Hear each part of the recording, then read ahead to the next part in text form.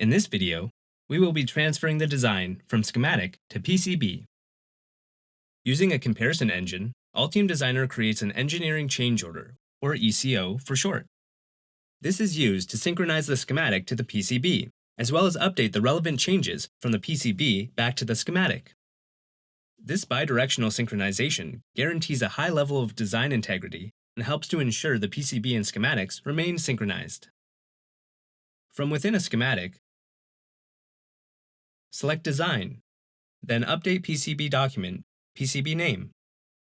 This will initiate the ECO process of synchronizing the schematic and PCB.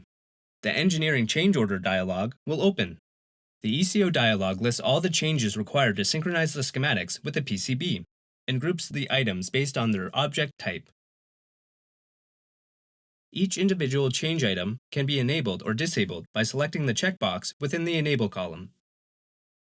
The Action column describes each individual change. The affected objects identify which objects in the design are being changed. The Affected Documents column will identify which file will be changed. After briefly reviewing the list of modifications, we can select the Execute Changes button in the lower left of the dialog to execute the ECO. The affected file will now be updated with the enabled changes within this ECO. After the ECO is executed, we can manually scroll through the list while observing the status columns. A green checkmark shows that the change was completed successfully. If there is an X next to an item, the ECO failed to execute that individual change. We can quickly check for ECO errors by enabling the Only Show Errors checkbox. This training example should not have any errors. If errors do occur, there will be a description of the issue within the message column. Any errors will need to be located and then resolved. When ready, we can close the Engineering Change Order dialog by clicking Close. After the ECO is executed, the components and unrouted connections can be seen on the right side of the PCB.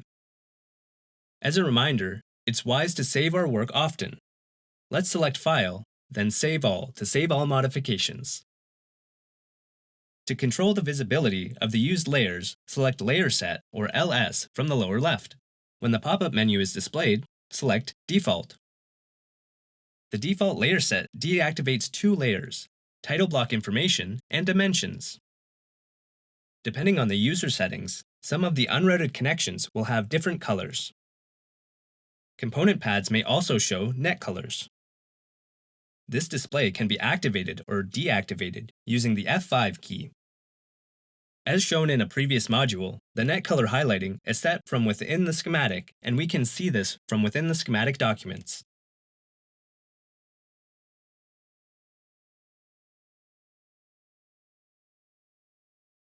Let's have a look at the class types supported in the PCB.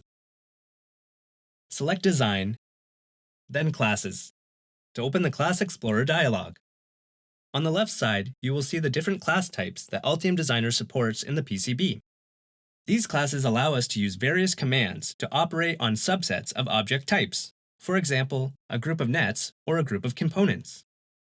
Any object can belong to more than one class. Right-clicking on any class category allows us to create, delete, or rename classes.